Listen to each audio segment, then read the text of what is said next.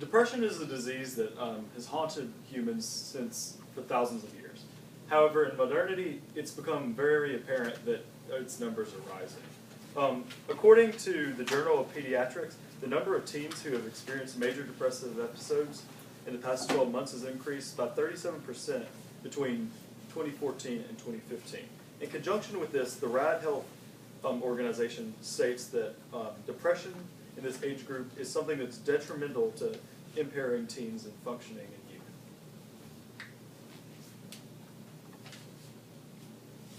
90% of suicides are depression related. In the past decade, the internet usage has exploded. Between 2000 and 2011, the amount of internet usage has increased by 257%. This has led to a rise in internet addiction, which can lead to mental health problems, including depression. As you can see on this graph, we focus primarily on youth in America, but just from 1995 to 2015, the internet usage of North America has increased by over 500 million, and we correlated this to depression in adolescents because there's a strong correlation between the explosion of the internet and relation to depression, and then the number of adolescents and youth who are primarily using this internet. Barriers to treatment. Due to stigmas, only half of adolescents experience Only half of adolescents experimenting a depressive episode contact someone in the health sector. Only 21 to 34% of adolescents meeting criteria for depression have received medical attention. Teens are also scared to come for help because it's just, in our society, it's looked down upon if you have a problem.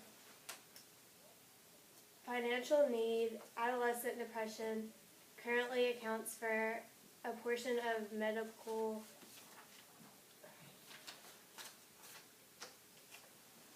Adolescent depression currently accounts for a substantial portion of medical health costs occurrence by this group.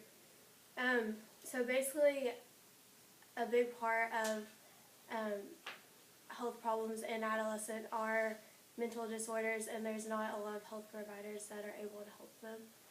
And for access to treatment,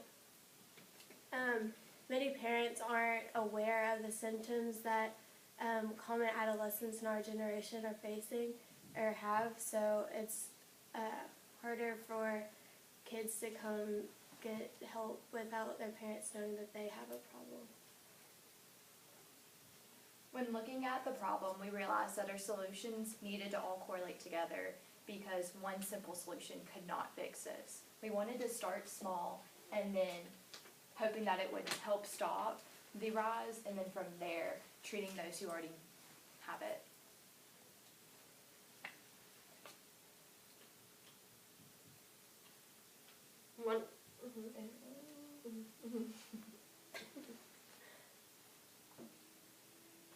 Our solutions are depression.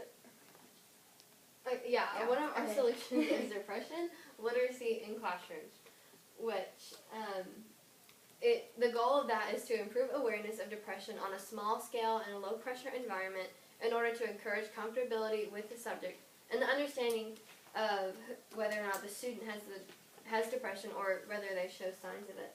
This would take place in mandatory classes such as health, because every student goes through it, and teachers of mandatory classes such as math and English will also be required to have additional training because they see these students every day, and every student is required to be in this from the time they're a freshman to the time they're a senior. The previous graph showed a study done by Karen Schwartz, a psychology professor, and a study that brought a depression awareness and education program to a school, and 46% of the teachers that participated in the study had at least one student approach them with concerns about their own mental health or the mental health of a friend. showing the success in erasing stigma and promoting awareness in the young people in this program. Improved counselors in school. We think that they need more training for better results for students and more of a personal connection with your counselor, because right now many school counselors are just there to help with getting you to college, and they don't really have just a personal relationship with you. However, in large schools, there is a disconnect between all the students and possibly the counselors. With so many students, the counselors cannot effectively get one-on-one with each individual student who might have mental health concerns. So if more money was put in to hire more counselors, then this limitation would be diverted.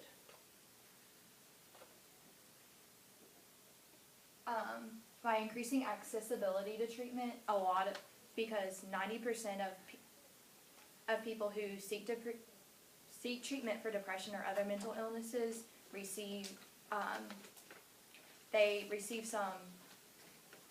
get better. Not completely. And so what we want to do is create a program where students can have access to these treatments. Students could be referred by counselors or school teachers, and since financial need is such a big barrier for them, they can, students who qualify for free or reduced lunches can get better prices. One of the limitations to this, though, is mental health disparity in medical insurance plans. Right now there's disparity because mental health programs do not get as much funding as physical health programs.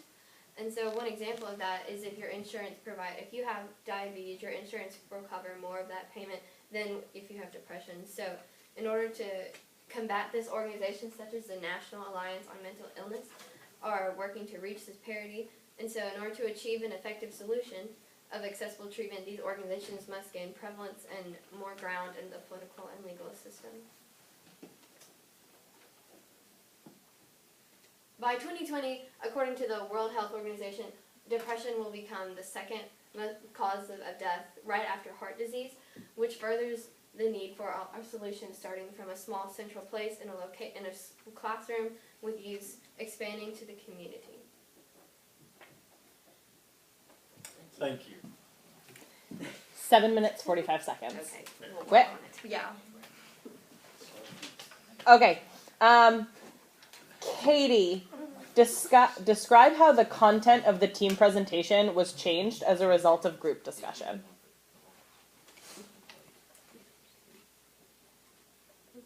Okay, I think at the beginning we were just going to talk about the overall problem of depression, and then we just